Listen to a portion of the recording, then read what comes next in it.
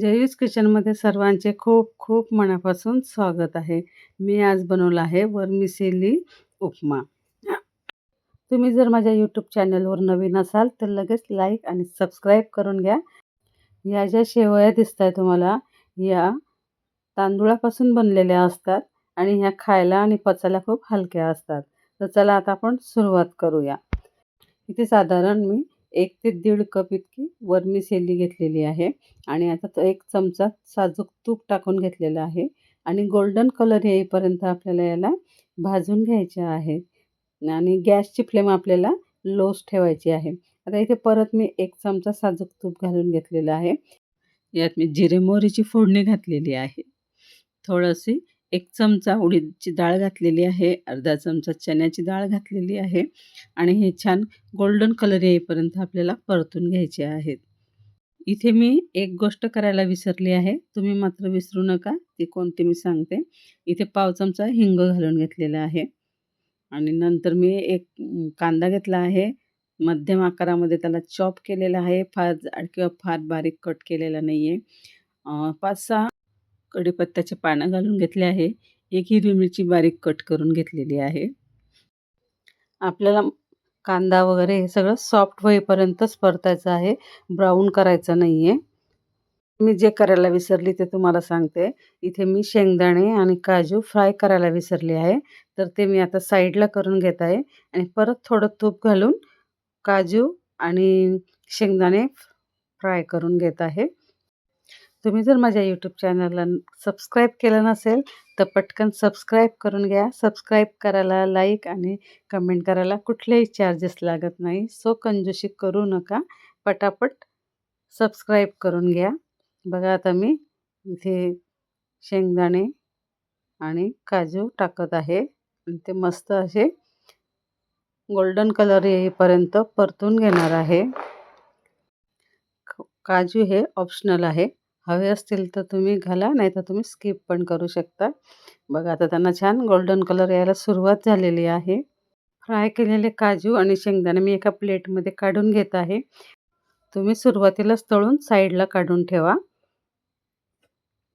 इथे कांदा छान सॉफ्ट झालेला आहे. यामध्ये आता आपण इतर भाज्या मिक्स करून घेऊ. तर यामध्ये मी सुरुवातीला बीन्स घालत आहे.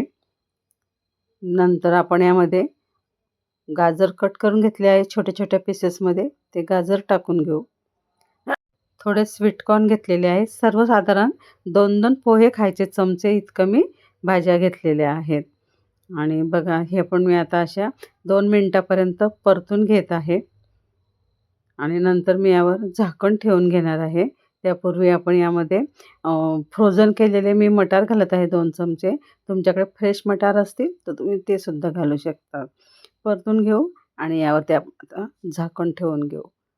आपण पाणी न घालता या भाज्या शिजवत आहोत, एवढं आपल्याला लक्षात ठेवायचं आहे. पाणी न घालता भाज्या शिजवून घ्यायच्या आहे. एक 4-5 मिनिटामध्ये आपल्या भाज्या छान शिजल्या जातात. भाजी आपल्याला फार सॉफ्ट इतकं शिजवायचं नाही आहे, तर थोडं क्रंचपणा पण त्यामध्ये असला पाहिजे. थोडी हळद घालून घेऊ आणि मिक्स करून घ्यायचं आहे. हळद घालून एकजीव करून घ्यायचं आहे. हळदीबरोबर छान असा कलर मस्त येतो आपल्या वर्मिसेलीला. असा मस्त उपमा तयार होतो. तुम्ही जर एकदा केला तर तुम्ही पोहे खायला विसरून जाल. झाकण ठेवून थोडंसं वाफवून घ्यायचं आहे. बघा आता आपण झाकण काढून बघू भाज्या आपल्या कितपत शिजलेल्या आहे. भाज्या छान शिजलेल्या आहेत. फार सॉफ्ट पण नाही आणि फार कडक पण नाही. आता या स्टेजला आपण मीठ घालून घेऊ. वर्मिसेलीला स्वतःचं असं मीठ नसतं. त्या तांदूळापासून बनलेल्या असतात. वर्मिसेली अगदी खायला फिक्की लागते. पण आपल्याला यामध्ये मीठ आता घालून घ्यायचं आहे. चवीनुसार मीठ घालायचं आहे. आपल्याला जर अंदाज येत नसेल तर सुरुवातीला थोडं कमी मीठ घाला. नंतर मीठ चेक करून मग तुम्ही परत मीठ घालू शकता. मसाल्यांसोबत मीठ छान मिक्स करून घेतलेलं आहे. आता यामध्ये आपल्याला पाणी घालायचं आहे. तर मी इथे 1.5 कप फुल भरून वर्मिसेली घेतली आहे. त्या हिशोबाने मी इथे 1 पाऊण ग्लास इतकं पाणी घालून घेतलेलं आहे. झाकण ठेवून घेऊ पाणीला उकळी येऊस्तोवर. सबस्क्राईब केलं नसेल तर प्लीज सबस्क्राईब करून घ्या. पाण्याला मस्त उकळी आलेली आहे. आता आपण जे फ्राय केलेले वर्मिसेली आहे, ते आपण ह्या पाण्यामध्ये सोडायचे आहेत. बघा तुम्हाला जर असा पाण्याचा अंदाज येत नसेल, तर तुम्ही असं वर्मिसेलीला गोल्डन कलर येईपर्यंत भाजून घ्यायचं आहे आणि पाण्यामध्ये उकळून घ्यायचं आहे आणि मग जो आपण मसाला तयार केला, त्यामध्ये पाणी न घालता उकळलेली वर्मिसेली घालायची आहे आणि वर्मिसेली ही सुद्धा पूर्णपणे शिजू द्यायची नाही, तर ती 70 ते 80% इथपर्यंतच आपल्याला बॉईल करून मग मसाल्यामध्ये सोडायची असते. आता मी इथे ड्राय वर्मिसेली सोडलेली आहे पाण्यामध्ये. तर बघा आता इथे सुद्धा आता मस्त आपल्याला वर्मिसेली अशी शिजवून घ्यायची आहे. ह्या स्टेजला सुद्धा तुम्ही मीठ चेक करून पटकन मीठ कमी झालं असेल, तर मीठ वरून टाकू शकता. आता एक 2 मिनिटापर्यंत आपण याला वाफवून घेऊ. झाकण ठेवून घ्यायचं आहे. जर तुम्हाला वाटलं पाणी जास्त झालंय, तर झाकण न ठेवता वाफवायचं आहे. नाहीतर मग ते गचके होतील, गोळा-गोळा होईल. तसा आपला गोळा-गोळा तयार होऊ नये म्हणून मग आपल्याला थोडी काळजी घ्यावी लागते.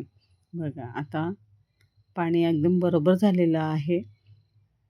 थोडंसं असं मिक्स करत राहायचं आहे, नाहीतर ते तळाला चिकटून बसतं. बघा मस्त अशी वर्मिसेली आता तयार झालेली आहे. असा नाश्ता तुम्ही एकदा जर बनवला ना, तर घरातले लोकं तुम्हाला आठवड्यातून 4 दिवस तरी वर्मिसेलीचाच नाश्ता मागतील. बघा पूर्ण पाणी हे जिरलेलं आहे आणि वर्मिसेली बघा तुम्हाला आता दिसत असेल, मस्त अशी मोकळी-मोकळी झालेली आहे. शेंगदाणे आणि काजू जे आपण तळून साईडला ठेवले होते, ते आता मिक्स करायचे आहे.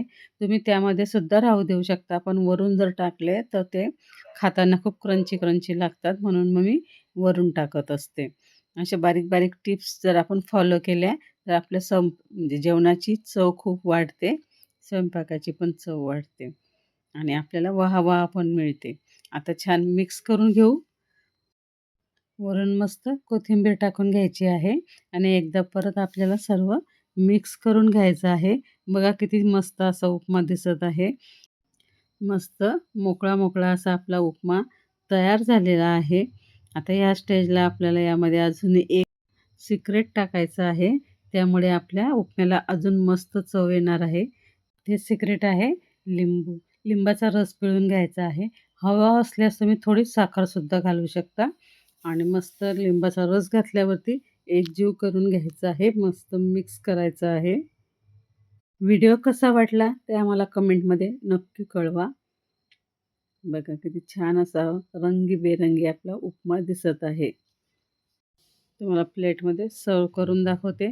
गार झाल्यावर सुद्धा हा उपमा अजून जास्त मोकळा-मोकळा होतो. वर्मिसेली हे जे शेवयांचं पॅकेट आहे, हे तुम्हाला मार्केटमध्ये इझिली मिळू शकतं किंवा जे सुपर मार्केट असतात, डी-मार्ट असतात, तिथे सहज मिळतात किंवा तुम्ही वर्मिसेली ऑनलाईनसुद्धा मागवू शकता. असा वर्मिसेलीचा उपमा तुम्ही नक्की ट्राय करा. व्हिडिओ जर आवडला असेल तर जास्तीत जास्त लाईक, शेअर आणि सबस्क्राईब करा. सोबत जे बेल आयकॉन दिलं आहे तिथंही प्रेस करायला विसरू नका, जेणेकरून माझ्या नवीन व्हिडिओची नोटिफिकेशन आपल्याला लगेच मिळेल.